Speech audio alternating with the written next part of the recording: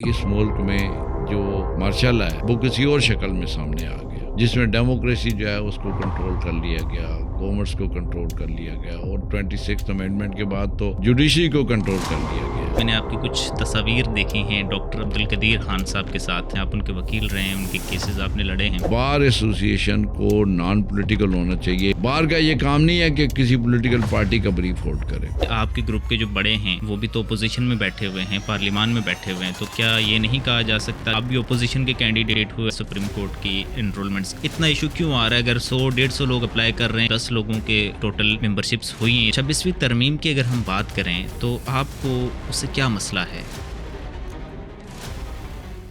Welcome back to another podcast.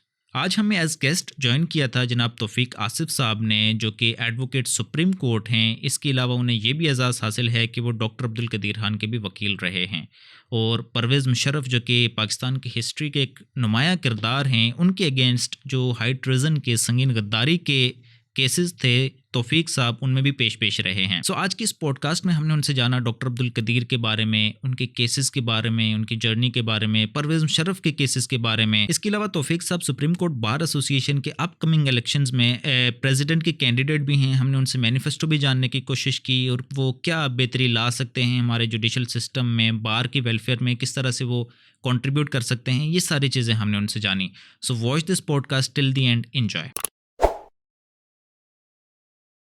Sir, बहुत शुक्रिया कि आप यहाँ पे बड़े शॉर्ट नोटिस पे तशरीफ़ लाए। मेरा सबसे पहले तो आपको वेलकम हमारे इस पॉडकास्ट पे। और मेरा आपसे पहला सवाल ये है कि मैंने आपकी कुछ तस्वीर देखी हैं डॉक्टर अब्दुल कदीर खान साहब के साथ। शायद आप कोई शील्ड रिसीव कर रहे थे उनसे, तो आप क्या उनको आप पर्सनली जानते हैं? ये एक प्रोफेशनल कोई रिलेशन था? डॉक्टर अब्दुल कदीर खान पूरी दुनिया उन्हें जानती है कि वो एटॉमिक साइंटिस्ट थे और पाकिस्तान में वो मोस्टली पाकिस्तान की हैसियत से जाने जाते हैं, इसलिए कि पाकिस्तान की इस तरह से मोशन है कि उन्होंने पाकिस्तान के डिफेंस को नाकाबिले तस्खीर बना दिया।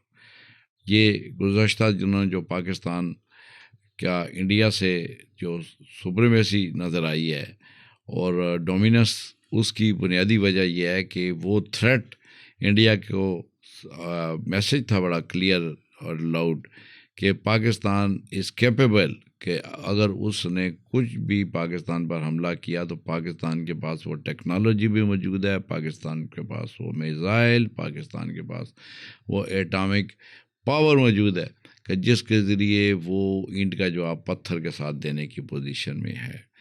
और मुझे डॉक्टर अब्दुल कदीर खान साहब के साथ मुलाकात, जो मेरी उनकी वफ़ात से 10 दिन पहले की एक बड़ी यादगार मुलाकात थी, जिसमें उन्होंने ये कहा था कि मैंने पाकिस्तान को नाकाबिले तस्खीर बना दी है और सिर्फ 5 मिनट के अंदर मैं इंडिया को जो है हम तबाह करने की सलाहियत रखते हैं।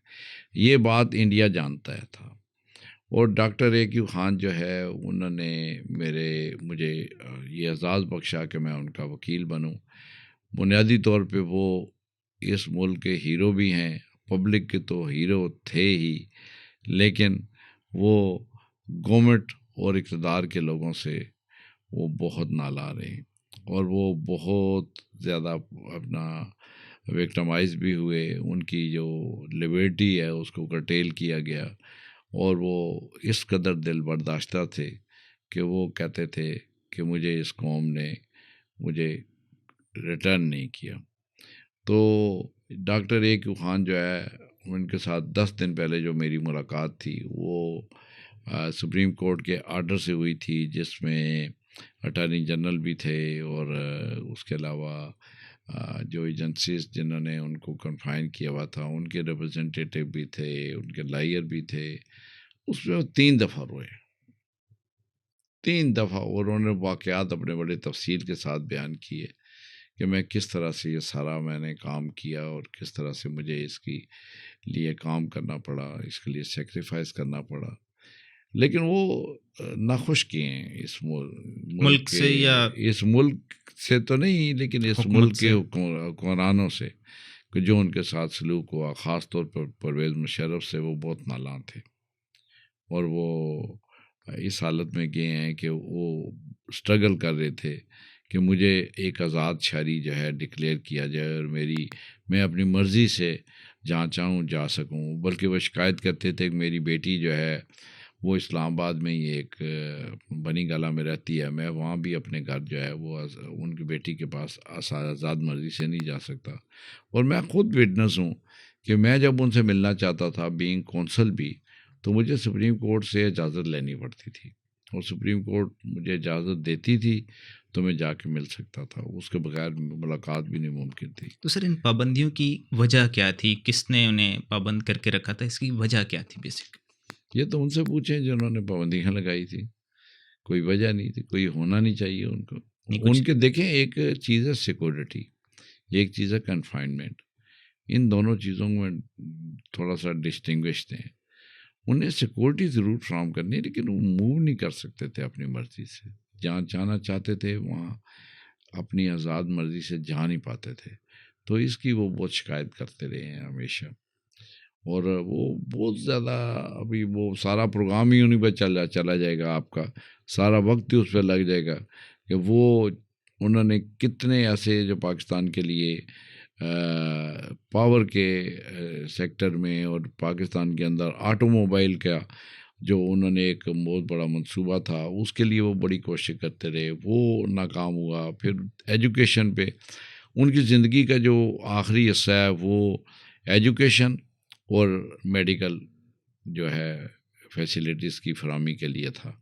और उसके लिए उन्होंने इदारे भी बना रखे थे, हॉस्पिटल भी बना रखे थे, मुख्तलिफ इंस्टीट्यूशन भी थे एजुकेशन के, उसके लिए वो ज़्यादा काम करते थे, लिखने का काम किया करते थे। और बुक्स के अलावा आर्टिकल्स जो है ना वो लिखे थे, उनकी बुक्स भी मौजूद हैं, मेरे पास भी मौजूद हैं और पब्लिक में मार्केट में भी मौजूद हैं, जिसमें उन्होंने बहुत सारे वाक़यात का जिक्र किया है कि उन्होंने उसका जिक्र करते थे। और भुट्टो साहब का बड़े एडमायर थे कि भुट्टो साहब ने उन्हें बहुत ज़्यादा सपोर्ट किया है इसके लिए। और बीबी के भी बहुत ज़्यादा इसके एडमायर थे।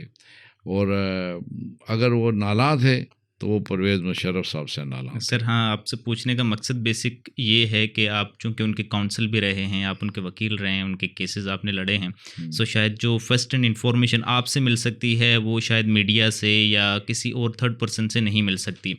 तो मैं आपसे ये जानना चाहूँगा कि चूँकि आप उनके वकील थे, तो क्या केसेस थे उन पे कुछ एलिगेशंस ये भी लगते थे कि शायद उन्होंने जो एसेट्स हैं, जो न्यूक्लियर एसेट्स हैं, वो दूसरे मुल्कों को बेचें। और नो डाउट उनकी एक कन्फेशन वीडियो भी जो है सोशल मीडिया पे अवेलेबल है, जिस पे वो खुद कह रहे हैं कि शायद उन्होंने ये काम किया है। सो इसमें क्या रियलिटी है? इसके पीछे पसे पर्दा क्या है?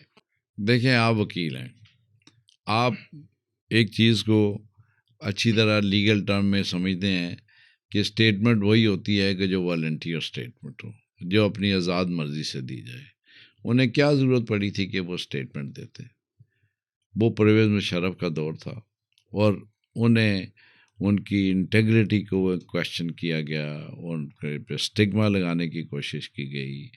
और वो अंडर कोशन और इंतहाई कंस्ट्रेंट सर्कमस्टांसिस में उन्हें ये मुल्क के इंटरेस्ट की बुनियाद पर और बहुत सी चीज़ें जो हैं वो करके उनसे जिस तरह स्टेटमेंट करवाई गई, उसकी वो अलहदा से ख़ुद भी अपनी ज़िंदगी में वजाहत कर चुके हैं इंटरव्यूज़ में। मैं उसकी वजाहत की शायद बेहतर पोजीशन में नहीं होऊंगा, वो अपने वर्ड्स में ऑन रिकॉर्ड है कि वो उसके बारे में बता चुके हैं। लेकिन आप ये देखें कि कौम ने उनके साथ प्यार कितना किया है। उनका जनाजा जब हुआ तो पूरी पाकिस्तानी कौम इस्लामाबाद में वहाँ जिस तरह से लोग आए, और इस्लामाबाद की तारीख़ का मेरे ख़्याल में सबसे बड़ा जनाजा था। और उस दिन जो है आसमान भी शायद रो रहा था और लोगों ने वालेहाना अक़ीदत का इज़हार किया। सड़कों तक पे जगह नहीं थी उनकी, लोगों के जो जनाजा पढ़ने वाले लोग थे, बहुत बड़ी तादाद में लोगों ने इज़हार मोहब्बत उनके साथ किया था। और उनके उस बयान को कौम ने तस्लीम नहीं किया। कौम जानती थी कि ये बयान उनसे कैसे लिया गया और क्यों कर लिया गया।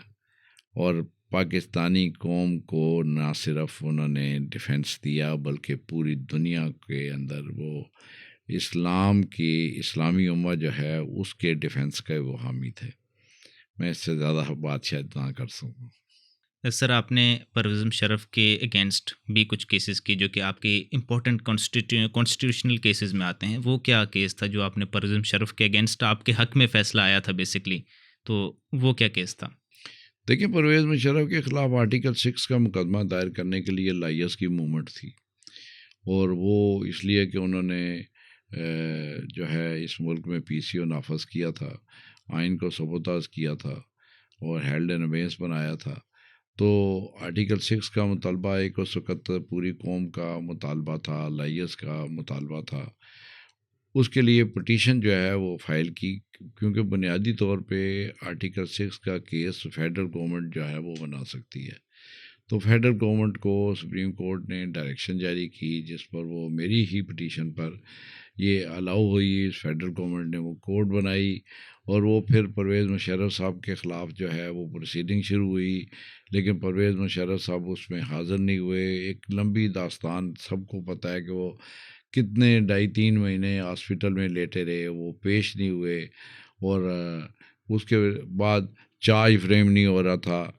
एक बड़ी लंबी स्ट्रगल है, लीगल बैटल रही, रिट्स पिटीशन होती रही। मैं उन केसों को पैरवी करता रहा और मुझे एक लोको स्टैंडाई हासिल था।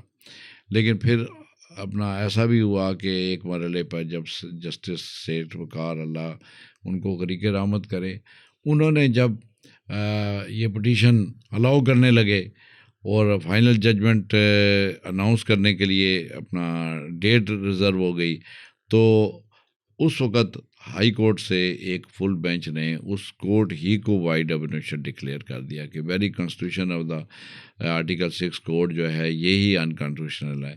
उसको मैंने सुप्रीम कोर्ट में चैलेंज किया, लेकिन जिस दिन मैंने चैलेंज किया तो उसको पे मुझ पे दबाव डालने की कोशिश की गई कि भाई आप अपनी पिटीशन वापस ले लें। लेकिन मैंने वो पिटीशन वापस नहीं ली और मुझे ये अंदाज़ा हो गया कि ये पिटीशन इसलिए वापस करवाई जा रही है, ये मुझ पे दबाव डाला जा रहा है। मुझे हर हरबा भी इस्तेमाल किया गया, मुझे लालच भी दी गई, टेम्पटेशन भी पैदा की गई, खौफ और हरासमेंट भी पैदा की गई। लेकिन अल्लाह का शुक्र है, मुझे अल्लाह ने इस्तकामत दी और मैं उस से सुरखरू होकर निकला। और उसका नतीजा ये निकला कि परवेज़ मुशर्रफ साहब ने जब खुद महसूस किया कि वो 30 डेज़ की उनकी अपील की मयाद गुजर रही है, तो खुद भी उन्होंने अपील कर दी।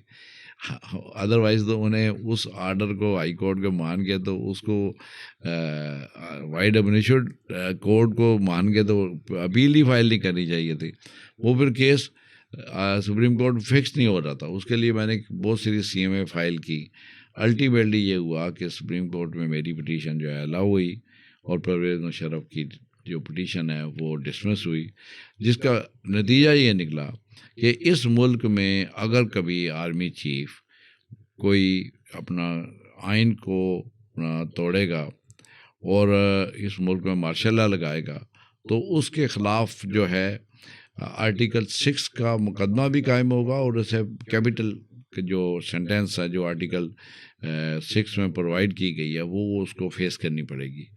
तो ये एक हम समझे उस वक़्त एज अ नेशन कि भाई ये अब मुस्तकिल तौर पे इस मुल्क में मार्शल लॉ का रास्ता रुक गया है। लेकिन उसके बाद हमने देखा कि इस मुल्क में जो मार्शल लॉ है वो किसी और शक्ल में सामने आ गया, जिसमें डेमोक्रेसी जो है उसको कंट्रोल कर लिया गया, गवर्नमेंट्स को कंट्रोल कर लिया गया और 26th अमेंडमेंट के बाद तो जुडिशरी को कंट्रोल कर लिया गया। और जुडिशरी जो है, जो एक basic feature of the constitution ये है कि एग्जेक्टिव से अलग होगी। हमेशा ये बेसिक फीचर है कि एग्जेक्टिव अलग होगी, जुडिशरी अलग होगी, पार्लियामेंट अलग होगी। और लेकिन उसमें ये हुआ कि अब आपने देखे नॉन जुडिशल मेंबर्स जो हैं वो अपना बाय मेजॉरिटी डिसीजन ले रहे हैं और उसके नतीजे में जो है जजेस की अपॉइंटमेंट भी हो रही है। जजेस को परफॉर्मेंस वो चेक कर रहे हैं, उनका रोस्टर वो बनाते हैं, उनकी बेंचेस वो तश्कील देते हैं। कॉन्स्टिट्यूशनल बेंच बन रहा है। कॉन्स्टिट्यूशनल बेंच आपने देखा कि कॉन्स्टिट्यूशनल बेंच में जो मुल्क का चीफ जस्टिस है वो नहीं बैठ सकता, वो इस काबिल नहीं है कि कॉन्स्टिट्यूशन के कोई फैसले करे। एक ऐसी तरमीम है कि जिसने हमारा बेसिक जो स्ट्रक्चर है उसका इंडिपेंडेंस और जुडिशरी का, उसको अपना इफ़ेक्ट किया है। और हमारा जो कॉन्स्टिट्यूशन है उसके बेसिक फीचर्स से अनाराफ है। कॉन्स्टिट्यूशन का बेसिक फीचर आप यूँ समझें कि जैसे किसी बिल्डिंग को कोई फाउंडेशन होती है, अगर वो फाउंडेशन ख़त्म हो जाए तो वो बिल्डिंग ही गिर जाती है, और उसको कोई 2/3 मेजॉरिटी के साथ भी तब्दील नहीं किया जा सकता। अब इस मुल्क में अगर चूज़न रिप्रेजेंटेटिव जो है वो वन ऑफ बेसिक फीचर है, इस मुल्क में इंडिपेंडेंस और जुडिशरी बेसिक फीचर है, अगर यही ना रह जाएं तो फिर कॉन्स्टिट्यूशन तो फिर एक कागज़ का टुकड़ा रह जाता है। इसलिए हम समझते हैं कि अभी बहुत सारी बातें आ गई, हाइब्रिड मॉडल की बातें शुरू हो गई हैं, जिसमें ये बात आ रही है कि एक मुस्तकिल रोल दिया जाए। हमें नहीं मालूम अभी 27th अमेंडमेंट क्या आ रही है, उसमें क्या है, कौन सी बातें नहीं है इंट्रोड्यूस की जा रही हैं, लेकिन ये बात हमें समझ आती है कि जो चीज़ें शायद 26th अमेंडमेंट में वो नहीं मंजूर होती वो आएंगी, और वो उससे ज़्यादा वर्स्ट होंगी। जो पहले उनका मंसूबा पूरा नहीं हो सका था, अभी 2/3 की जो ये सुप्रीम कोर्ट की जजमेंट है, उसके बाद वो मेजॉरिटी क्योंकि उन्हें हासिल होगी, अभी कोई रुकावट उनके सामने नहीं है। इदारे जो हैं उनके साथ हैं, सुप्रीम कोर्ट जो है उनके ख़िलाफ़ कोई फ़ैसला नहीं दे पा रही। तो इस तरह हम महसूस करते हैं कि ये अभी इस वक्त मुल्क में इंडिपेंडेंट जुडिशरी, इंडिपेंडेंट बार, ये बहुत ज़रूरी है। और फिर मैं जब बार की बात करता हूँ तो उसका मतलब ये होता है कि बार को नॉन पॉलिटिकल होना चाहिए। बार हमारी जो है ना पोलिटिसाइज हो चुकी है, ये गवर्नमेंट की ज़बान बोलती है। गवर्नमेंट की ज़बान अभी मेरे मुकाबले में जो कैंडिडेट है वो गवर्नमेंट का कैंडिडेट है। फेडरल गवर्नमेंट जो है उसको सपोर्ट कर रही है, उसके लिए रिसोर्सेज इस्तेमाल कर रही है, और मैं जो है ये समझता हूँ कि बार एसोसिएशन को नॉन पॉलिटिकल होना चाहिए। बार एसोसिएशन को जो है अगर को ब्रीफ होल्ड करना है तो सिर्फ कॉन्स्टिट्यूशन का ब्रीफ होल्ड करना चाहिए, और वेलफेयर ऑफ लायर्स और मेंबर्स ऑफ बार के लिए करना चाहिए। बार का ये काम नहीं है कि किसी पॉलिटिकल पार्टी का ब्रीफ होल्ड करे। और मैं समझता हूँ कि बार अगर इंडिपेंडेंट होगी तो वो ज़ामन होगी इस बात की कि जुडिशरी के लिए कि इंडिपेंडेंस के लिए काम करेगी। जब बार इंडिपेंडेंट नहीं रही, अभी हम देख रहे हैं कि हमारी बार के जो से ऐसी स्टेटमेंट्स आती हैं कि जिसमें ये आता है कि ये मिलिट्री कोर्ट का फैसला बहुत अच्छा है, ब्रिगेडियर FP अली केस से लेके बाद में जितनी जजमेंट्स हैं वो सारी यही कहती हैं कि सिविलियन का ट्रायल नहीं हो सकता। लेकिन ये कॉन्स्टिट्यूशनल कोर्ट जो है, ये इसका जो फैसला है, ये हम नहीं समझते कि ये कोई ऐसा फैसला है कि जो बेसिक जूरिस्प्रूडेंस है उसके मुताबिक है। और हम समझते हैं कि जजेस जो हैं जब मजबूरियों के तहत फैसले करते हैं तो उनकी मजबूरियों के फ़ैसलों की कीमत जो है लोगों को अपने फंडामेंटल राइट्स को सरेंडर करने की शक्ल में देना पड़ता है। लोगों के हर तरह के फंडामेंटल राइट्स वो इन्फ्रिंज होते हैं। अच्छा सर, यहाँ पे आपने मेंशन किया कि आपके जो अपोजिट कैंडिडेट, सबसे पहले तो मैं व्यूअर्स के लिए बताना चाहूँगा कि आप चूँकि 2025 से 2026 तक की जो 2026 के इलेक्शन जो हैं सुप्रीम कोर्ट बार एसोसिएशन के, आप उसमें प्रेसिडेंट के भी कैंडिडेट हैं। आपने एक चीज़ मेंशन की कि जो अपोजिट कैंडिडेट हैं वो गवर्नमेंट उनको फंड कर रही है। सो हाउ कैन यू से दिस कि आपके पास क्या ऐसा आपके पास शवाहिद हैं या किस बुना पे आप ये चीज़ कह रहे हैं कि वो गवर्नमेंट उनको फंड कर रही है या they are sponsored by government? देखें, ये तो कोई ऐसी अज़र मिन शम्स बात है कि गवर्नमेंट जो है ना उसके लिए अपना वो हैं ही फेडरल मिनिस्टर के कैंडिडेट। फेडरल मिनिस्टर साहब जो हैं इस वक्त तो मिनिस्टर भी हैं और मेरे अपोजिट ग्रुप के जो लीडर भी हैं, और वो उस हैसियत से उन्होंने ही नॉमिनेट किया है। उनकी मीटिंग में उन्होंने ख़ुद मीटिंग कॉल करके इसको नॉमिनेट किया हुआ है और वो ही इसके लिए कर रहे हैं। इनकी अपनी पोस्टें सारी की सारी अभी उन्हीं के लिए हैं। तो गवर्नमेंट जो है ना, ये लास्ट टाइम भी इसी तरह हुआ है कि गवर्नमेंट के सारे रिसोर्सेज जो हैं इस्तेमाल हुए हैं, और अभी भी उन्हीं के ग्रुप का, वो कहने का तो ग्रुप लाइएस ग्रुप है, लेकिन मैं समझता हूँ कि वो गवर्नमेंट ग्रुप है, वो गवर्नमेंट के कैंडिडेट हैं, सरकारी कैंडिडेट हैं। मैं कि अपोजिशन पार्टियों का कैंडिडेट नहीं हूँ, मैं बार का कैंडिडेट हूँ, मैं काले कोट का कैंडिडेट हूँ, मैं किसी पॉलिटिकल पार्टी का ब्रीफ होल्ड नहीं कर रहा। और मैं ये समझता हूँ कि मैं लोगों के अपने लाइयर्स जो हैं, मेंबर्स ऑफ बार एसोसिएशन, उनके कॉन्शियस की वॉइस हूँ, और मैं लोगों के कॉन्शियस की ताकत की बुनियाद पर गवर्नमेंट के कैंडिडेट का मुकाबला कर रहा हूँ। सर, आपने एक अपने नैरेटिव की बुनियाद पर। आपने एक एनालॉजी ड्रॉ की कि जो फेडरल मिनिस्टर हैं वो एक ग्रुप से हैं और कैंडिडेट भी उनके ग्रुप से हैं। यही अगर सिमिलर एनालॉजी अगर इस तरह से ड्रॉ की जाए कि आपके ग्रुप के जो बड़े हैं वो भी तो अपोजिशन में बैठे हुए हैं, पार्लियामान में बैठे हुए हैं, तो क्या ये नहीं कहा जा सकता कि अगर वो आपको नॉमिनेट कर रहे हैं आपकी एनालॉजी के मुताबिक, तो क्या आप भी अपोजिशन के कैंडिडेट हुए? अगर आपकी साइड गवर्नमेंट का कैंडिडेट है बट आप अपोजिशन के हैं। मैं ऑन रिकॉर्ड कह रहा हूँ कि मैं किसी पॉलिटिकल पार्टी का ब्रीफ होल्ड नहीं करता हूँ। मेरे ग्रुप के लीडर हामिद खान, वो जब इमरान खान साहब गवर्नमेंट में थे तो इमरान खान साहब के साथ नहीं थे, उन्होंने पॉलिसीज़ पे डिफ़र किया, पॉलिसीज़ पे डिफ़र करते हुए उन्होंने उनके साथ नहीं दिया। अब वो सेनेटर है। देखिए, मैं आपसे बड़ी एक वाज़ेह बात करूं, पाकिस्तान की सुप्रीम कोर्ट बार है, ये चारों सूबों पर मुश्तमिल है। चारों सूबों में मेरे जो बार के मेंबर्स हैं वो मुख्तलिफ पॉलिटिकल पार्टियों से तल्लुक़ रखते हैं, नेशनल पार्टियों से भी, और जो लोकल पार्टीज़ हैं उनसे भी तल्लुक़ रखते हैं, नेशनलिस्ट पार्टियों से भी तल्लुक़ रखते हैं। वो एक पॉलिटिकल एफिलिएशन जो है अच्छी बात है, वो एप्रिशिएबल है कि वकला कोई अपने कॉन्शियस के मुताबिक अपने पॉलिटिकल स्ट्रगल में अगर शामिल होते हैं तो वो बुरी बात नहीं है, अच्छी बात है, बल्कि एप्रिशिएबल है। लेकिन बार एसोसिएशन एज अ बार, उसको वो नॉन पॉलिटिकल होनी चाहिए। Exactly, this is the point. उसको नॉन पॉलिटिकल होने चाहिए। आपकी वाबस्तगी सियासी तौर पे आप किसी और के लिए के साथ हो सकती है, मेरी किसी और के साथ हो सकती है, लेकिन बार एसोसिएशन की वाबस्तगी जो है ना किसी पॉलिटिकल पार्टी के साथ Exactly, sir, नहीं होनी चाहिए, बार और एसोसिएशन ना हो सकती है।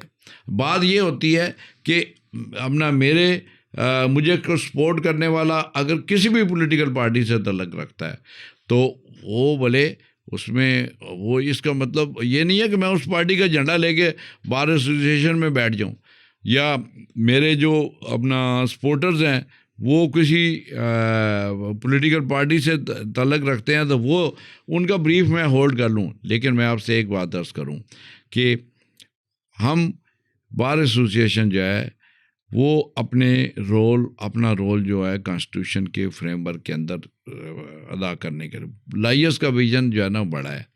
हम लाइयर्स की नुमाइंदे की हैसियत से समझते हैं कि इस मुल्क के फंडामेंटल राइट्स जो हैं लोगों को मिलने चाहिए, और इस मुल्क के लोगों को हर तरह के जो फंडामेंटल कॉन्स्टिट्यूशन में दी हुए हैं, माइनॉरिटी के जो फंडामेंटल राइट्स हैं उससे लेके सिटीजन्स के फंडामेंटल, जिसमें जो everybody should be dealt in accordance with law, article 100% agree with you. मैं आपसे 100% एग्री करता हूँ, आपकी बात से मेरा पूरा इत्तेफाक है। बट यही चीज़ मैं आपसे इसलिए ये क्वेश्चन करने का मकसद ये है कि आपके अगर अपोजिट कैंडिडेट हैं, वो अगर किसी पॉलिटिकल पार्टी से उनकी कोई एफिलिएशन है, but if he is not politicising the bar, so is it not fine कि ठीक है, होगी, हर बंदे की पर्सनल एफिलिएशन होती है, जैसे कि आपकी शायद हो, आपके ग्रुप के लीडर्स की ऑन रिकॉर्ड है, सो इसी तरह से मे भी उनकी हो। सो क्या ये कहना कि वो फेडरली या गवर्नमेंट के फंडेड कैंडिडेट्स हैं, इज़ इट राइट? देखें, इसमें कोई अर्ज नहीं है। उस किसी कैंडिडेट की या किसी वकील की पॉलिटिकल एफिलिएशन किसी के साथ भी हो सकती है, लेकिन हमने ये देखा है कि गवर्नमेंट की ज़ुबान बोलना, अब मैं आपको जो मौजूदा सिटिंग प्रेसिडेंट हैं उनकी, वो भी उसी तरह गवर्नमेंट के कैंडिडेट हैं, उन्हीं लॉ मिनिस्टर साहब के कैंडिडेट हैं जो आज हर वो स्टेटमेंट कि जो गवर्नमेंट ने दी है उसको उसको सपोर्ट कर रहे हैं। उनका नैरेटिव आया है 26वीं तरमीम के हक़ में गवर्नमेंट बात कर रही है, वो भी 26वीं तरमीम के हक़ में बात कर रहे हैं। ये जो मेरे अपोजिट कैंडिडेट हैं ये भी 26वीं तरमीम के हक़ में बात कर रहे हैं। इस्लामाबाद से उनका तल्लक है। इस्लामाबाद की बार एसोसिएशन, इस्लामाबाद की high court bar association, Islamabad bar council, सब ने मिल के 26वीं तरमीम के ख़िलाफ़ बात की, लेकिन वो मौजूद नहीं थे। और उन्होंने वाज़े तौर पे कहा कि मैं 26वीं तरमीम का हामी हूँ, इसलिए कि गवर्नमेंट का वर्शन है। और उन्होंने, जब मौजूदा प्रेसिडेंट है वो ये कहता है कि मिलिट्री कोर्ट का फ़ैसला बहुत अच्छा है, मिलिट्री कोर्ट के फ़ैसले को इसलिए अप्रिशिएट कर रहे हैं कि गवर्नमेंट जो है उसको फ़ैसले को अप्रिशिएट कर रही है, और वो उस फ़ैसले को जजेस के वेलकम कर रही है। वो कॉन्स्टिट्यूशनल कोर्ट को जनाब अप्रिशिएट के अपना स्टेटमेंट दे रहे हैं, और वो कह रहे हैं कि कॉन्स्टिट्यूशनल कोर्ट जो है बड़े अच्छे काम कर रही है। ये जो स्टेटमेंट्स है सारे के सारे गवर्नमेंट वर्जन, किसी एक मौके पे तो ऐसा मौका आए ना कि वो ये कह सकें कि भाई ये मामला हम उससे डिफ़र करते हैं। उनको तो मुकम्मल तौर पे वो उनकी मुलाकातें, उनके राब्ते गवर्नमेंट के नैरेटिव को साथ लेकर आ रहे हैं, गवर्नमेंट के नैरेटिव को चल रहे हैं, गवर्नमेंट उनके लिए सपोर्ट कर रही है, गवर्नमेंट ही उनके अपना फंक्शन कर रही है, वो खुद उनके फंक्शन में जा रहे हैं, उनकी मुलाकातें हो रही हैं, बाहर के फंड्स को दिया जा रहा है। बाहर के जो बजट है ये एक नेशनल बजट है। मैं आपको अर्ज़ करूं कि हमारा ये मुतालबा है कि बाहर के जो फंड्स हैं वो विदाउट डिस्क्रिमिनेशन, बग़ैर तस्वीर के लोगों को फंड्स जो है रिलीज़ होने चाहिए। अभी जो हम देख रहे हैं कि जो मौजूदा प्रेसिडेंट साहब हैं वो हर वो स्टेटमेंट कि जो गवर्नमेंट को फेवर करती है या जो गवर्नमेंट का नैरेटिव है उसको लेकर, कोई एक मौका तो ऐसा आए ना जिस मौके पे उन्होंने डिफ़र कर लिया हो। आप देख रहे हैं कि मिलिट्री कोर्ट के हक़ में गवर्नमेंट है, स्टेटमेंट प्रेसिडेंट की बार की भी यही आ गई है।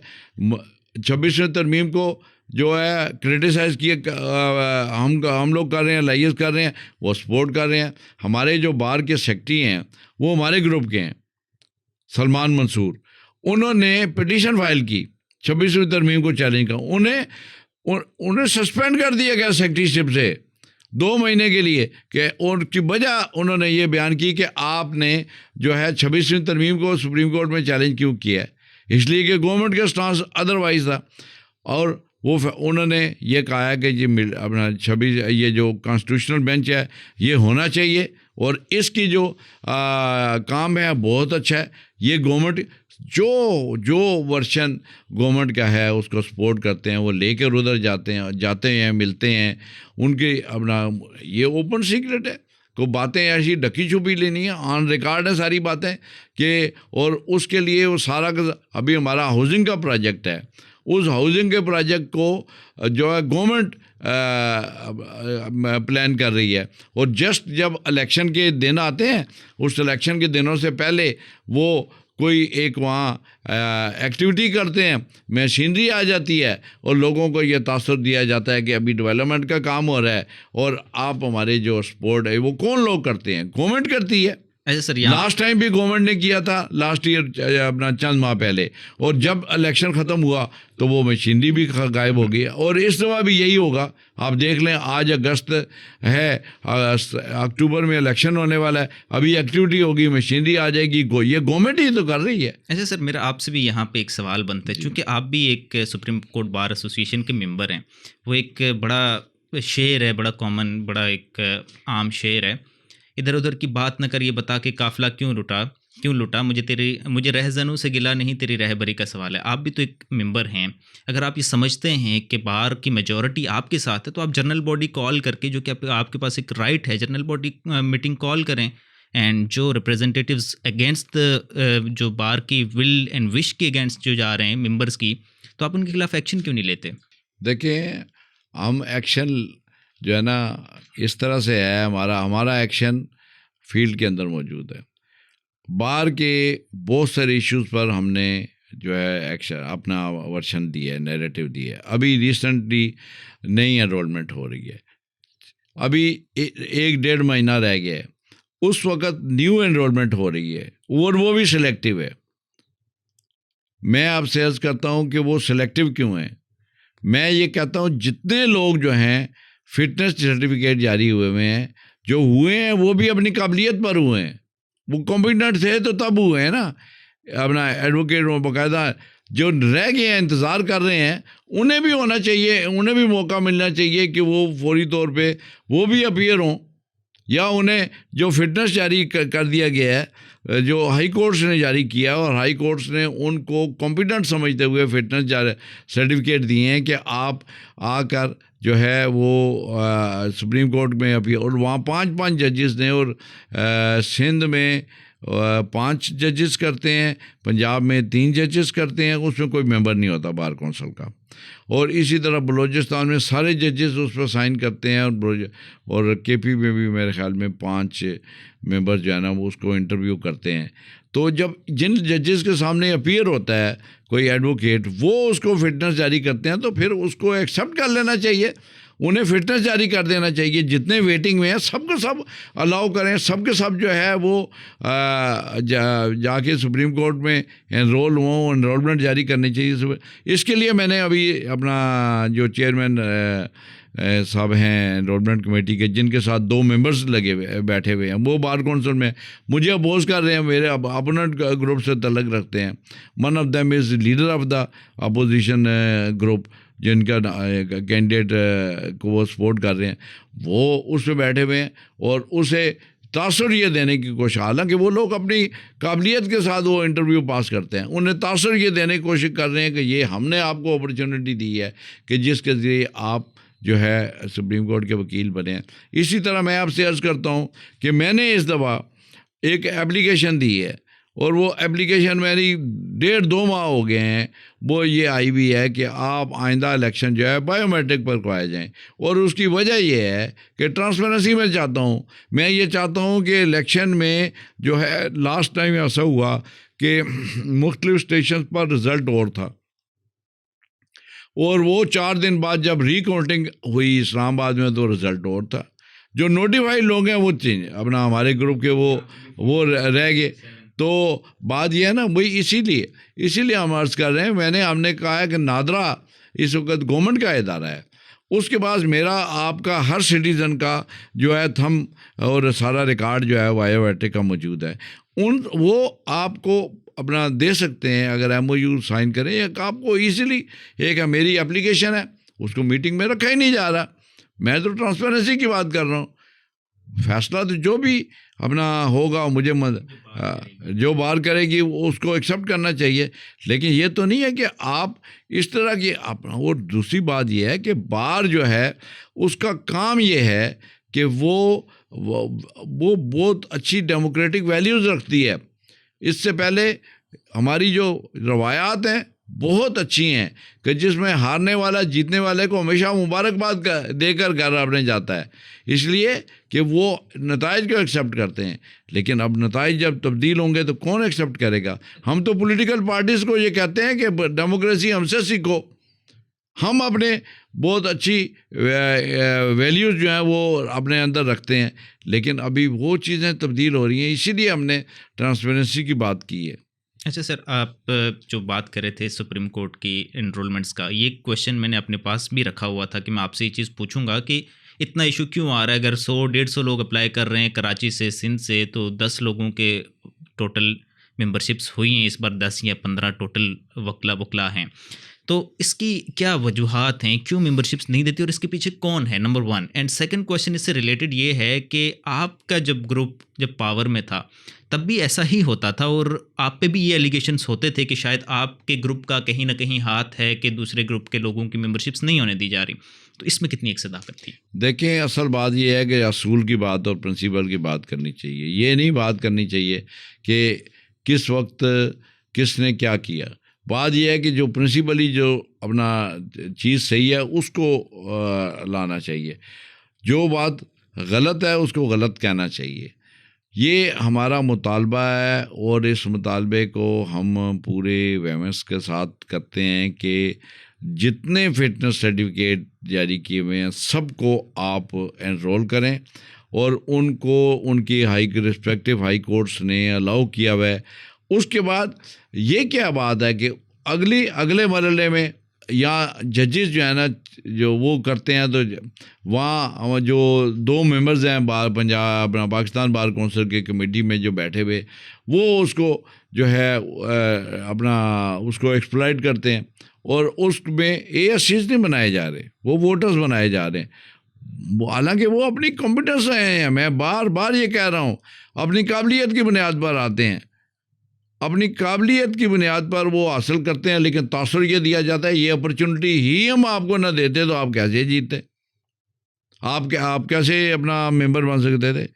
भाई अपॉर्चुनिटी हर किसी को मिलनी चाहिए।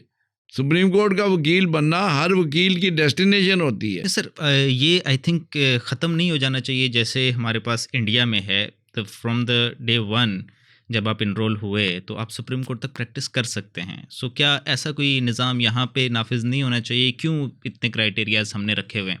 क्या हम अपने जो लीगल एजुकेशन है हमें उस पर ट्रस्ट नहीं है, अपने वकला पे ट्रस्ट नहीं है, या क्या रीज़न्स हैं? देखें, वो तो एक बड़ी अमेंडमेंट वाली बात है, उसमें अमेंडमेंट आनी चाहिए, लेकिन इस सतह पे तो हम ये बात कहते हैं, वो तो पाकिस्तान बार कौंसिल और पंजाब बार कौंसिल और बार एसोसिएशन सारे मिलकर जो है इसके बारे में कोई legal practitioner bar council act में अमेंडमेंट जो है वो लानी पड़ेगी डिबेट होने के बाद।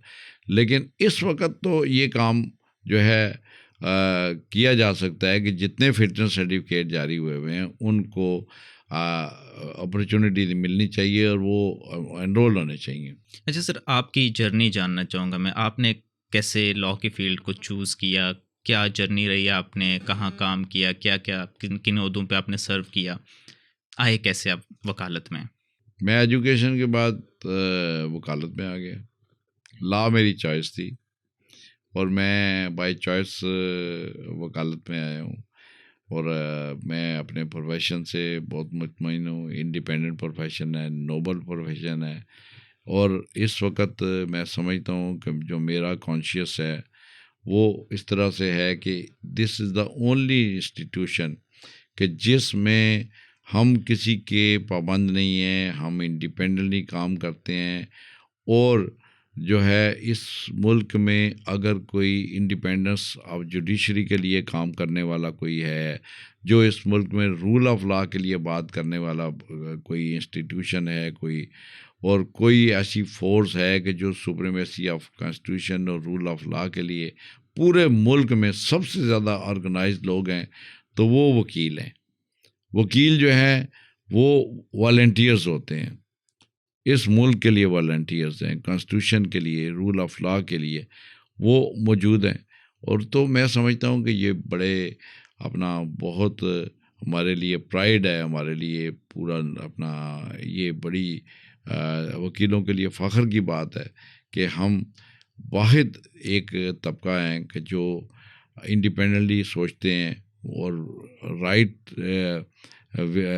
साइड ऑफ द हिस्ट्री खड़े हैं, हमेशा खड़े हैं। हमेशा डिक्टेटरशिप के ख़िलाफ़ हमने स्ट्रगल किया और हमेशा ही हमने जो है कुर्बानियाँ दी हैं और इस मुल्क के लिए दी हैं, किसी रिवार्ड के बग़ैर दी हैं।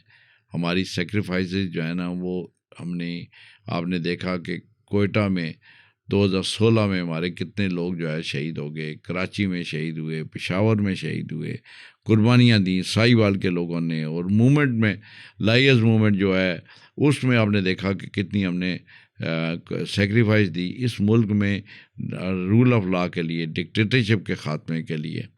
ये लाइयर्स ही हैं, हमने किसी से क्या रिवार्ड लेना है।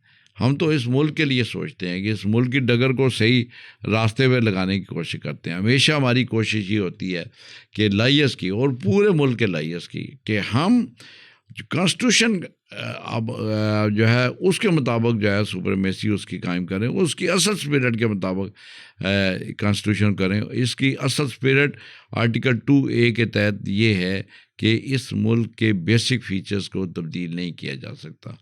जो बेसिक फ़ीचर है इसको अभी तब्दील करने की एक बहुत बड़ी अटैम्प्ट हुई है 26th अमेंडमेंट में, जो हम समझते हैं कि बिल्कुल गलत है। और ये इसके ख़िलाफ़ भी स्ट्रगल हमारा हमारा फ़र्ज़ बनता है। सर 26 अमेंडमेंट तो भी हम बात करते हैं। मैं आपसे ये चीज़ जानना चाहूँगा, चूँकि आप बार पॉलिटिक्स में और ख़ासकर सुप्रीम कोर्ट बार की पॉलिटिक्स में आप काफ़ी एक्टिव हैं, तो हमारे पास 2 ग्रुप्स हैं mainly, independents and professional, and you belong to professionals. So क्या डिफरेंस क्या है इन दोनों ग्रुप्स में? क्या आइडियोलॉजिकल डिफरेंसेस हैं मेनली? क्योंकि 2 ग्रुप अगर एग्जिस्ट करते हैं, जैसे यूएस में हैं, तो अगर लिबरल्स हैं और कंजर्वेटिव्स हैं, या 2 पार्टीज़ होती हैं, किसी मुल्क में लेबर पार्टी है और किसी मुल्क में कुछ और पार्टी है, तो इन 2 ग्रुप्स में क्या मेन डिफरेंसेस हैं इनकी आइडियोलॉजीज़ में? देखिए, ये जो मेरा अपोजिंग अपना ग्रुप है, वो बुनियादी तौर पर आसमा जहांगीर ग्रुप कहलाता है। आसमा जहांगीर मोहतरमा का जो नैरेटिव है, उससे आप लोग वाकिफ़ हैं। ये उस नैरेटिव से हट के जो है ना, उसको नैरेटिव ही को छोड़ गए। मैं सर वो और नैरेटिव मैं ये जानना चाहता समझता हूँ। हूँ कि आज अगर मोहतरमा आसमा जहांगीर जिंदा होती, तो वो उनका नैरेटिव वो होता कि जो मेरा नैरेटिव है, वो इसके लिए वॉइस कर रही होती इस मुल्क में। वो यकीनन इस ऐसी अमेंडमेंट के ख़िलाफ़ बात कर रही होती। वो उनका ऑन रिकॉर्ड ये चीज़ मौजूद है कि उन्होंने हमेशा जो फंडामेंटल राइट्स के लिए बात की है, उन सिविलियन राइट्स के लिए बात की है। उन्होंने हमेशा जो है ये मिलिट्री ट्रायल जो है उसके ख़िलाफ़ अपना स्ट्रगल किया। और आसमा जिलानी केस जो है वो बड़ा मशहूर केस है। उन्हीं का जो केस है, वो अपने वर्षन पे बड़ी अपना क्लियर हेडेड थी। नहीं सर, लेकिन ये जो लेकिन ग्रुप्स हैं, मैं समझता हूँ ये ग्रुप्स जो है ना आपकी, ये ग्रुप्स अपने नैरेटिव की वजह से बचाने चाह रहे हैं। मैं वही नैरेटिव जानना चाह रहा हूँ, क्योंकि देखें मिलिट्री ट्रायल्स 26वीं तरमीम में सारी बात की चीज़ें हैं। ग्रुप इससे पहले एग्जिस्ट करते हैं, आसमा जहांगीर ग्रुप, हामिद खान ग्रुप, आप इनको ये नाम दे दें, प्रोफेशनल इंडिपेंडेंट ये नाम दे दें। तो बेसिक आइडियोलॉजिकल क्या डिफरेंस है? सिर्फ अपने अपनी ग्रुपिंग हुई हुई है, या कोई आइडियोलॉजिकल डिफरेंस भी है इन दोनों ग्रुप्स में, अपार्ट फ्रॉम के military trials and all these things, जो बार पॉलिटिक्स के नैरेटिव्स की बात कर रहा हूँ? बार पॉलिटिक्स में नैरेटिव की का ही डिफरेंस है। हम अपने नैरेटिव की बुनियाद पर पहचाने जाते हैं। क्या है वो नैरेटिव्स? और हमारा नैरेटिव ये है कि इस मुल्क को आइन के तहत चलना चाहिए। इस मुल्क को कॉन्स्टिट्यूशन जो है कि सुप्रीमेसी जो है उसको कायम होनी चाहिए।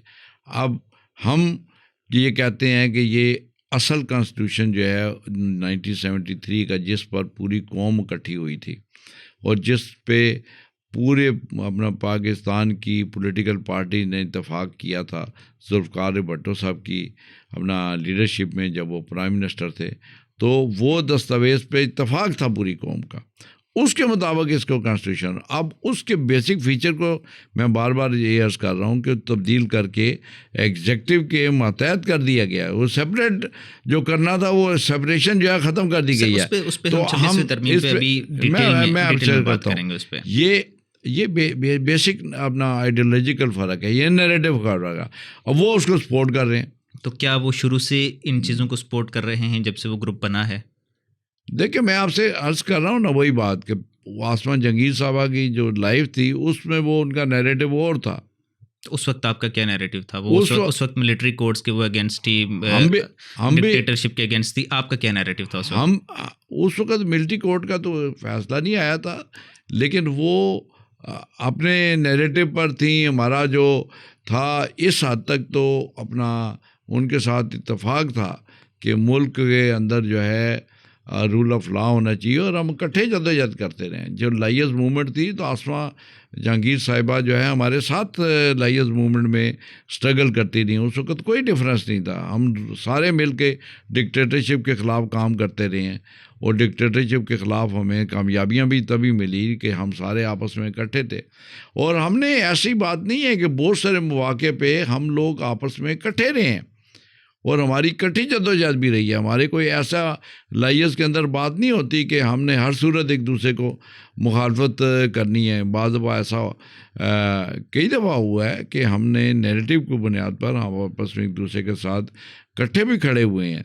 लेकिन अभी जो सूरत हाल है, अभी नैरेटिव की बुनियाद पर हमारा और उनका बहुत इस लिहाज से डिफरेंस है। और मैं अभी एक बात अर्ज़ करूँ, ये ग्रुप दो ज़रूर हैं, लेकिन सारी की सारी लाइयर्स कम्युनिटी जो है इन 2 ग्रुपों में नहीं बटी हुई। अक्सरियत जो है ना वो अपने सिर्फ प्रोफेशन के साथ ताल्लुक़ रखते हैं और ग्रुप की बुनियाद पर वोट नहीं डालते, अपने नहरे वो भी हालात देख रहे होते हैं। जैसे सुप्रीम कोर्ट के जो वकील हैं वो देखते हैं इस वक्त कि हमें इस मुल्क में जो है क्या रोल क्या होना चाहिए, वो उससे कंसर्न होते हैं। अगर वो महसूस करते हैं कि ये जो है ये कैंडिडेट्स ये इस वक्त इनका राइट इनका जो नैरेटिव है वो ठीक है तो वो उसके साथ चलते हैं।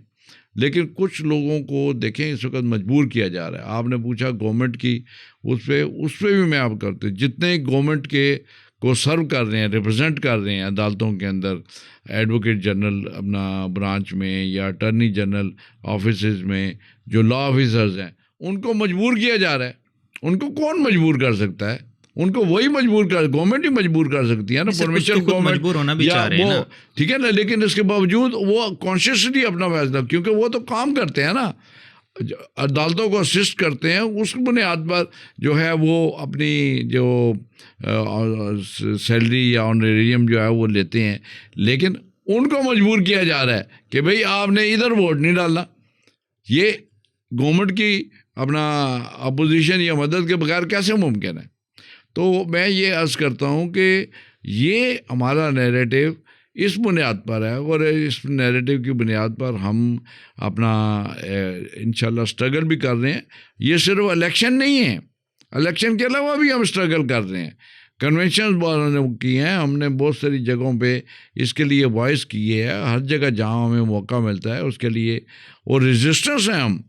हमारे अलावा इस मुल्क में अभी कोई और आवाज़ नहीं रह गई। ये इलेक्शन एक तरीका है कि जिस तरीके के ज़रिए हम इलेक्शन के अंदर रिप्रेजेंटेशन हासिल करके अपनी बात करते हैं। जैसे अगर प्रोविंशियल बार काउंसिल्स के लिए भी इलेक्शन हो रहे हैं, उसमें भी बड़ी तादाद में लोग जो हैं वो हमारे नैरेटिव को सपोर्ट कर रहे हैं और उनका जो नैरेटिव है वो नहीं चल रहा। नहीं सर, ये तो बकौल आप ये कह रहे हैं कि उनका वो नैरेटिव है, क्या वो ओपनली इस नैरेटिव को लेके चल रहे हैं कि हम सपोर्ट कर रहे हैं? मैंने तो ऑनेस्टली स्पीकिंग कि मैंने किसी को नहीं सुना उनके ग्रुप में से भी कि कोई सपोर्ट कर रहा हो 26वीं तरमीम को ओपनली। बट बहरहाल हम 26वीं तरमीम पे बात करते हैं। 26वीं तरमीम की अगर हम बात करें तो आपको उससे क्या मसला है? क्योंकि जो आइन था उससे पहले भी अमेंडमेंट्स होती रही हैं और वो कॉन्स्टिट्यूंट असेंबली ने बनाया है, रिप्रेजेंटेटिव्स का काम है वो बनाना। तो अगर आपको तब्दील कर रहे हैं तो उसमें आपको क्या मसला है? क्या ये ज़रूरी है कि हर दफ़ा आपकी विश के मुताबिक ही तब्दीलियाँ की जाएँ? क्या अगर अगेंस्ट आपकी विश की कोई तब्दीली हो जाएगी तो आप उसे कबूल नहीं करेंगे? देखें, ये बात ज़रा समझने की है। मैं पहले भी अर्ज़ कर चुका हूँ, आपने वो सवाल दोबारा जो है ना रिपीट किया है कि बार नहीं हो कि आइन की जो बेसिक स्ट्रक्चर है ना उसके अगेंस्ट 2/3 क्या पूरी की पूरी असम्बली भी वो वोट कर ले तो वो अपना अमेंडमेंट नहीं कर सकते। ये इस अमेंडमेंट ने एग्जेक्टिव का जो कंट्रोल है वो जुडिशरी पर आ गया है और ये बेसिक फीचर है कि एग्जेक्टिव अलहदा होगी। और इस अमेंडमेंट के ज़रिए आप देख रहे हो कि जिस तरह से वो जुडिशल कमीशन बना है, जुडिशल कमीशन के अंदर जाके पॉलिटिशियन की अक्सरियत है और वो फैसला कर रहे हैं। टाइम एंड अगेन हम देख रहे हैं कि पॉलिटिशियन का फैसला या एक जज जो हमारे जस्टिस अमीनुद्दीन साहब का भी हम देख रहे हैं कि उनका वोट मिला के अक्सरियत बन के तो वो जनाब फैसले आ रहे हैं, जिसका मतलब है कि एग्जेक्टिव या नॉन जुडिशल मेंबर्स जो हैं वो उसके डिसीजन ले रहे हैं और उनकी बुनियाद पर ये जो कंट्रोल है। मैं आपसे अर्ज़ करूं कि इसके नतीजे में हमारा जो बेसिक स्ट्रक्चर है, हमारा जो प्रोफेशन है वो अंडर थ्रेट आ गया। वो इस तरह कि जैसे एक आम साइल जो है वो आता है और आके कोई पिटीशन फाइल करता है, वकील को एंगेज करता है कि किसी उससे बड़ा जो ताकतवर है उससे अपना रिलीफ वो लेके देना चाहता है अदालत के ज़रिए, ताकि जो अदालत जो है वो इंडिपेंडेंट होती है। लेकिन जब अदालत जो है वो खुद ही मजबूर हो जाए, जब जजेस मजबूर हो जाएं, तो वो फिर फैसला ताकतवर क्या में करेंगे। अब लोग जो है मिनिस्टर्स के पास जाया करेंगे, ताकतवर लोगों के पास जाएंगे जो जजों को मजबूर कर सके। वकीलों का रोल ख़त्म होता जा रहा है। तो ये सारी चीज़ें 26वीं तरमीम अपने वर्स्ट शक्ल में आ रही है। आपके सामने कॉन्स्टिट्यूशनल बेंच कितने अरसे से काम कर रहा है। उसने वो बेसिक अपना जो सोच थी वो ये कि कॉन्स्टिट्यूशनल वर्क जो है ना वो अलहदा होगा, वो बाकी जो अदालतें हैं वो बड़ा अच्छे तरीके से काम कर सकेंगे। आपके सामने रिजल्ट आया कि अभी तक कॉन्स्टिट्यूशनल बेंच ने फैसले क्या किए हैं और वो उनका तजर्बा जो है वो उनको नाकाम नज़र आ रहा है। अभी वो उसके लिए 27वीं तरमीम ला रहे हैं कि 27वीं तरमीम में कुछ शायद वो फेडरल कोड जो है वो लाना चाहते हैं, कॉन्स्टिट्यूशनल कोड लाना चाहते हैं, और उसमें उससे अलहदा शक्ल। मतलब ये देखें हैं कि जजेस जो हैं, जो सीनियर जजेस हैं, वो उस वक्त कॉन्स्टिट्यूशनल बेंच से बाहर हैं, इसलिए कि उन्हें वो अक्सरियत नहीं हासिल हो पा रही कि जो अक्सरियत जो है उनको कॉन्स्टिट्यूशनल बेंच में बैठा सके, क्योंकि वो लोग जो फैसला करने वाले हैं वो लोग उनसे ना लाएं, उनसे खौफजदा हैं। आप ये देखिए कि इस अमेंडमेंट के ज़रिए 175A3 जो है वो अमेंड कर दिया गया। अगर वो अमेंड ना होता तो शायद सीनियर प्यूनी जज जो है वो चीफ जस्टिस हो ये तो जाते। अब सोशल बात हम कर सकते हैं, सोशल बात बहुत इस पे की जा सकती है। I am talking about strictly legal बात, जो लीगल पॉजिटिविज्म है। बीइंग अ लॉयर, मेरी ये रिस्पॉन्सिबिलिटी है कि मैं कोर्ट को असिस्ट करूं the what ever the existing law is. ठीक है, मेरा अपना ओपिनियन हो सकता है कत्ल पे सज़ा मौत होनी चाहिए या नहीं होनी चाहिए, बट द रियलिटी इज़ कि है, तो मैं कोर्ट को ये नहीं कह सकता कि मेरी विश है कि नहीं होनी चाहिए। तो हम अगर स्ट्रिक्टली कानूनी बात करें इम्पैक्ट्स की, या उसको किस तरह से मिसयूज़ किया गया है, वो एक अलग बात है। एक लॉ है जो पार्लियामेंट ने बनाया है, उससे पहले भी वो पार्लियामेंट का मैंडेट था। सेपरेशन ऑफ पावर हमारे पास आइन में कोई ऐसा आर्टिकल एटलीस्ट मेरी नज़र से नहीं गुजरा जो हमें कहता हो कि हमारे पास सेपरेशन ऑफ पावर है, क्योंकि एक ओवरलैप तो हमारे पास ऑलरेडी एग्जिस्ट करता है। क्योंकि जो आपका पार्लियामेंट में प्राइम मिनिस्टर पार्लियामेंट चूज़ करती है and he is the head of executives, तो ये हर जगह पे है। यूएस में भी जैसे हम बेसिक एक मिक्स पैटर्न पे चल रहे हैं। हमारा जो स्ट्रक्चर है आइन का वो यूएस यूके एक मिक्सचर बना हुआ है सारा, तो वहाँ पे भी तो कंट्रोल होता है पार्लियामेंट का जुडिशरी पे, क्योंकि कानून तो एट द एंड जुडिशरी ने, पार्लियामेंट ने बनाना है। तो आपको उससे लीगली क्या इख्तिलाफ है? आप लीगली उस चीज़ को किस तरह से देखते हैं, लीगल पॉजिटिविज्म की बेस के? देखें, इसमें आपके सामने है कि दुनिया में मुख्तलिफ अपना जुडिशल मॉडल्स मौजूद हैं, लेकिन हर सोसाइटी, हर मुल्क के कॉन्स्टिट्यूशन और हर मुल्क के जो मामलात हैं उसके मुताबिक ही सारा ये जो अमेंडमेंट्स हैं वो उसको लाई जाती हैं। हमारे मुल्क में ये हवाला दे के कि किसी एक मुल्क में पार्लियामेंट जो है मुदाखलत करती है, क्या पार्लियामेंट की मुदाखलत उस तरह से होती है जिस तरह से अब हमारे यहाँ हो रही है? और आपने ये देखा कि ये अगर ये जो तसव्वुर था, अब तो ये जो नंबर ऑफ पर्सन्स हैं कि जो पार्लियामेंट के, वो इस हिसाब से लगाए गए हैं कि उसमें अक्सरियत जो है वो बहरहाल जो है पार्लियामेंट के लोगों की हो, गवर्नमेंट के लोगों की हो, और वो गिनती के हिसाब से कर गया। उसमें जो अमेंडमेंट हुई है, अमेंडमेंट ख़ास पस मंज़र के तहत हुई है, ख़ास जजमेंट को रोकने के लिए हुई है, ख़ास तरह के जो अपना चीफ जस्टिस हैं, अपना सीनियर प्यूनी जज है, उसका रास्ता। मैंने आपसे बात जिस तरह अर्ज़ की कि अगर वो अमेंडमेंट उस वक्त ना होती तो सीनियर 175A3 के तहत जो सीनियर मोस्ट जज है, जो सीनियर प्यूनी जज है, उसने चीफ जस्टिस बनना था, लेकिन रातों को जगाया गया इसलिए कि जस्टिस काजी फाइज ईसा वो उस वक्त चीफ जस्टिस थे और वो उनके दौर में वो करना चाहते थे। उसके लिए उन्होंने अमेंडमेंट की ख़ास टाइम के अंदर, और उस अमेंडमेंट के नतीजे में हमने ये देखा कि जो कंट्रोल है वो बार बार मैं आपसे उसके कह रहा हूँ कि सेपरेशन का जो तसव्वुर है वो बेसिक तसव्वुर है कॉन्स्टिट्यूशन के अंदर, उसको ख़त्म कर दिया गया। बाय ग्रेजुअली ये हुआ कि हम जो है हमने एग्जेक्टिव से अलहदा किया। आपको याद होगा कि एक वक्त था कि सिविल जजेस जो है वो अपना एग्जेक्टिव की पावर भी यूज़ करती थी, वो एग्जेक्टिव को अलहदा कर दिया गया। सुप्रीम कोर्ट की जजमेंट्स आई कि जुडिशल पावर्स अलहदा होंगी, एग्जेक्टिव की पावर्स अलहदा होंगी, लेकिन वो अपना अभी इस अमेंडमेंट के बाद जो है एग्जेक्टिव ने डायरेक्ट कंट्रोल संभाल लिया है और जजेस की अपॉइंटमेंट, जजेस की परफॉर्मेंस वो चेक करते हैं।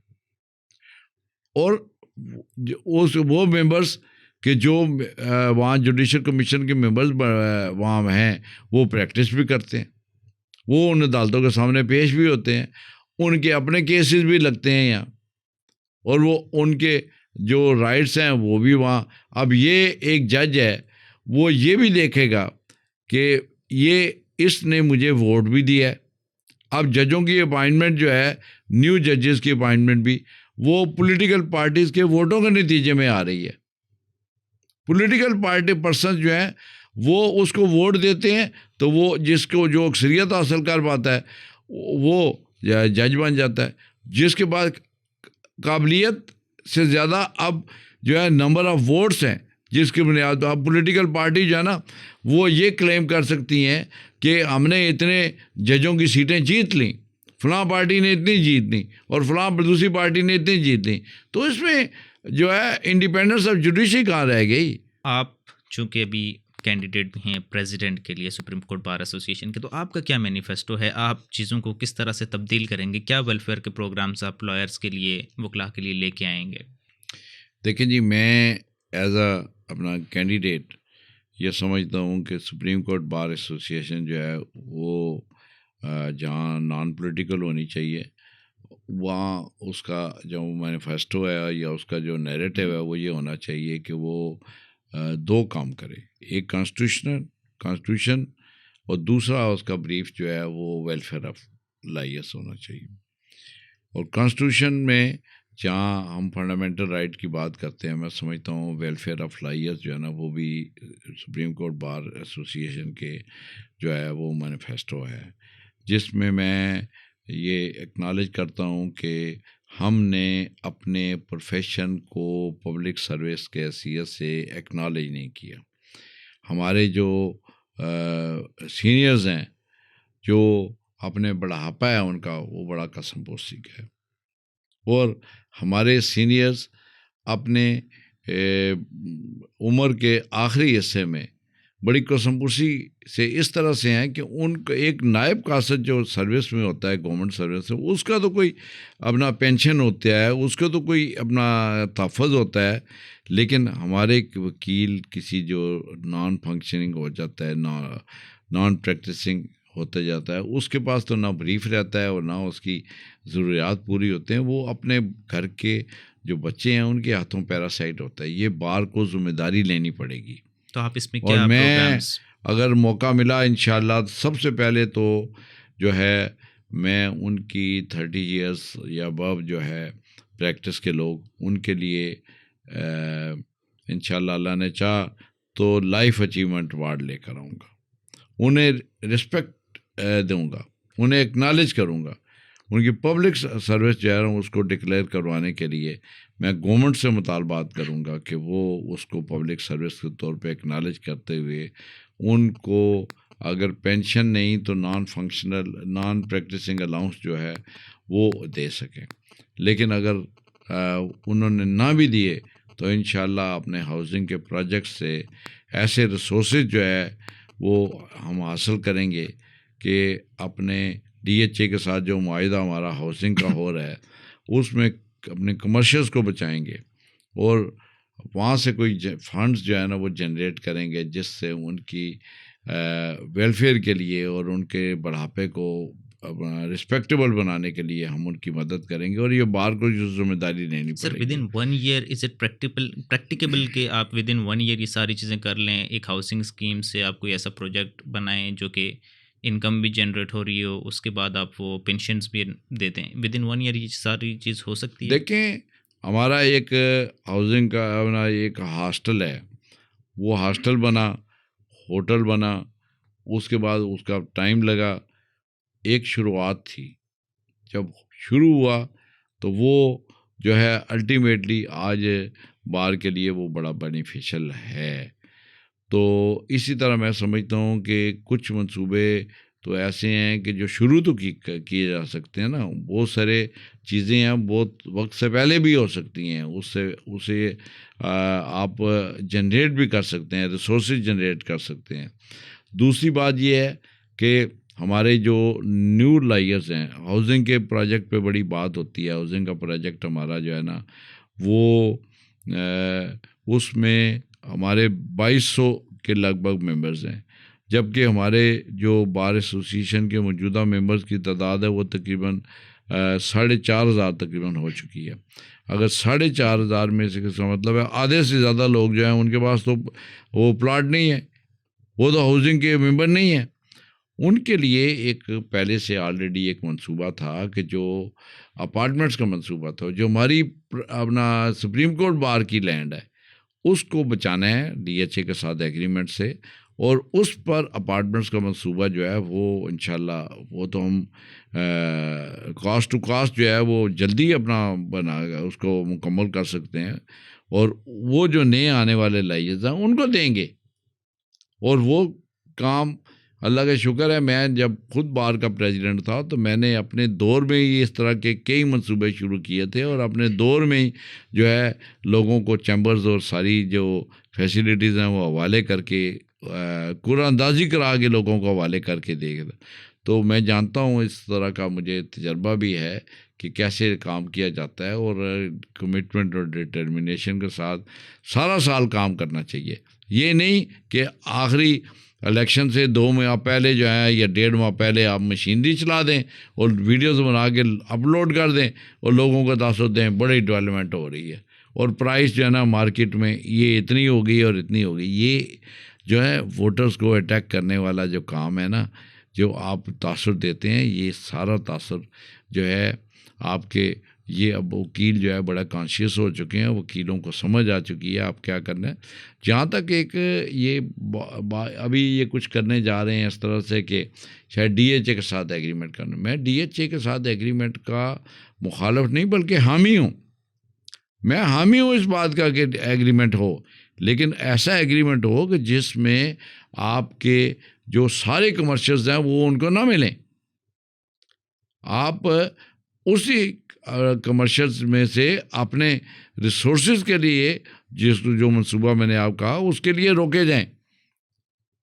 आप उनको उतना रीज़नेबल दें कि जितना एक कमर्शियल इदारे को मिलना चाहिए। एक कमर्शियल इदारा है, मैं ये तो कहला था बहस है कि फ़ौज को डीएचए बनाना चाहिए नहीं बनाना चाहिए, लेकिन इस वक्त इस मुल्क में हाउसिंग का एक बड़ा ब्रांड है।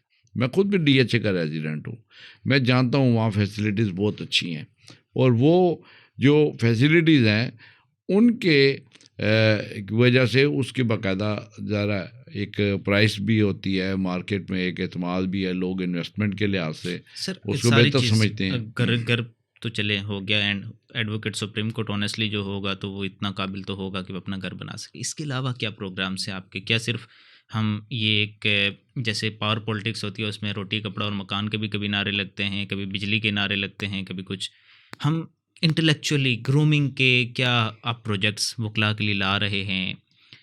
इस तरह के थिंक टैंक्स बनाने के, या इस तरह के कौन से प्रोजेक्ट्स आपके पास हैं, या सिर्फ हाउसिंग ही है या इसके अलावा भी है? देखें, इसमें जो सबसे बड़ा मामला वकीलों के लिए है वो प्रोफेशनल फैसिलिटीज़ का है। लायर्स को अपने केसेस की फिक्सेशन का बहुत बड़ा इशू है, और लायर्स के केसेस जो है ना वो फिक्स नहीं होते।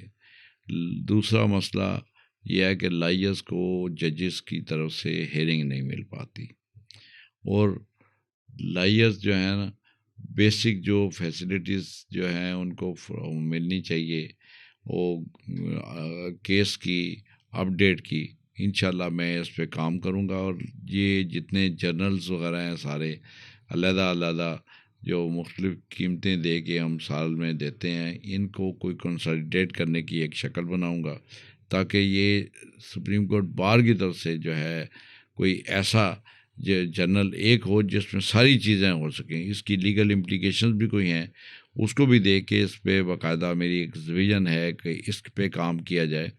और ये वकला को जो एक अपनी पिटीशनों के पीछे भागना पड़ता है फिक्स कराने के लिए, ये काम जो है ना ट्रांसपेरेंट होना चाहिए और इससे ऐसा ऑटोमेटिकली होना चाहिए कि किसी को, वकील को दफ्तरों के चक्कर ना लगाना पड़े। तो इसके आपके पास क्या प्लान है इसके लिए?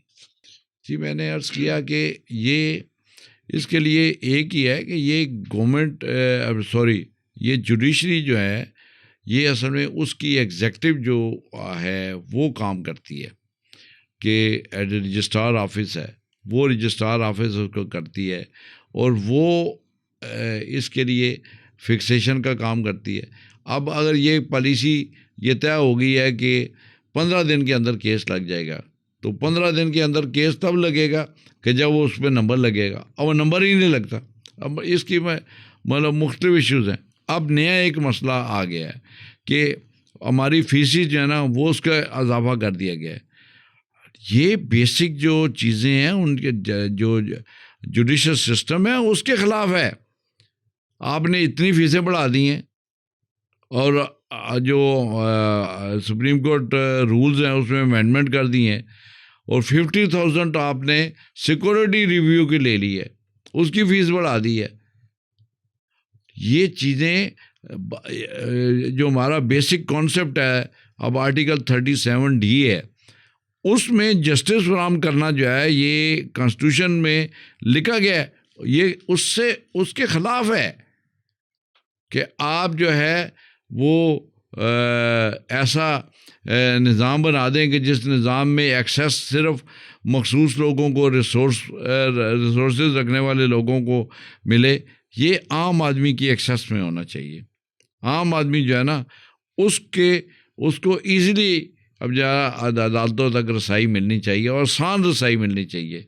महंगी और मुश्किल रसाई जो है ना इंसाफ के, वो इनकार के बराबर है। Sir thank you so much for your बहुत टाइम। शुक्रिया। It was an amazing discussion. काफ़ी मज़ा आया डिस्कशन करते हुए एंड काफ़ी इन्फॉर्मेशन आपसे मिली एंड होपफुली व्यूअर्स के लिए भी काफ़ी इन्फॉर्मेटिव सेशन रहा होगा। अगर आपको ये सेशन पसंद आए इसे लाइक करें, दोस्तों के साथ भी शेयर करें, चैनल को सब्सक्राइब करें। मिलते हैं अगली वीडियो में, तब तक के लिए अल्लाह हाफिज़।